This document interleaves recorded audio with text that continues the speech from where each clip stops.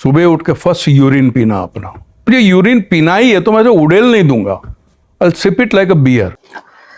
இவர் உங்களுக்கு தெரிஞ்சிருக்கும், நம்ம சூர்யா சார் மூவில சூரரை போற்றுல விவசாயம் பாக்குறவங்கள டிக்கெட் போட்டு பறக்க வைக்க போற சபாஷ் சார் தமிழ்நாட்டுல வில்லன் கேரக்டரா நடிச்சவர் தான் இவரு பரேஷ் ராவல். சோ இவர் ரீசெண்டா ஒரு இன்டர்வியூல என்ன கிளைம் பண்ணிருக்காருன்னு பார்த்தோம்னா, இவரோட ஓன் யூரின், அவரோட யூரினை அவரே வந்து குடிச்சிருக்காரு ஒரு 15 நாட்கள்.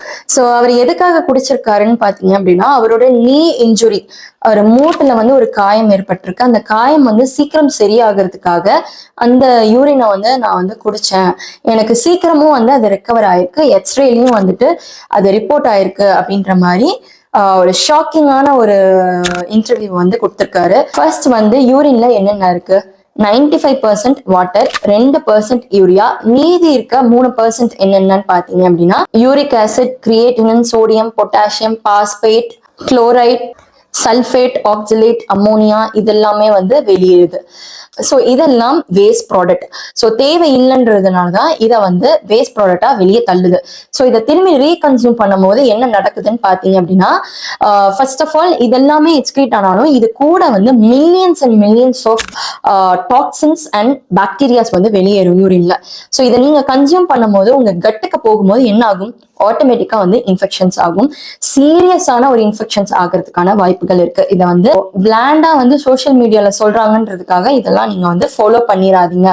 வித்தவுட் ஒரு பிசிஷியனோட அட்வைஸ் இல்லாம எதையுமே நீங்க வந்து பண்ணாதீங்க. ஒரு சோசியல் மீடியால இதை சொல்றாங்க அப்படின்றதுக்காக நீங்க பிளைண்டா கேட்டுட்டு நீங்க பண்றதுனால சீரியஸான ஒரு இன்ஃபெக்ஷன்ஸ்க்கோ இல்ல நாலு பின்ன வந்து ஒரு சிவியரான ஒரு காம்ப்ளிகேஷன்ஸை நீங்க ஃபேஸ் பண்றதுக்கான வாய்ப்புகள் நிறைய இருக்கு. பட் இந்த மாதிரி ஒரு ப்ராக்டிஸ் வந்து 1000 years பேக் வந்து ஒரு ரோமன் காலத்திலயும் போர்ச்சுகீஸ் காலத்திலயும் வந்து ஃபாலோ பண்ணியிருக்காங்க. ஒரு யூரின் தெரப்பின்ற ஒரு தெரப்பியை வந்து ஃபாலோ பண்ணியிருக்காங்க.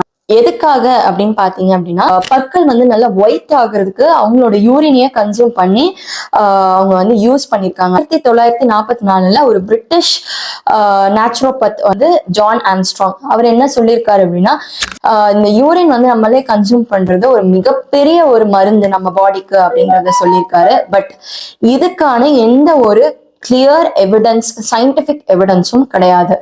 சிவியரான ஒரு இன்ஃபெக்ஷன்ஸும் நம்மளுக்கு வந்து வரதுக்கான சான்சஸ் அதிகம். ஸோ இதை வந்து ஃபாலோ பண்ண வேண்டாம். தேங்க்யூ.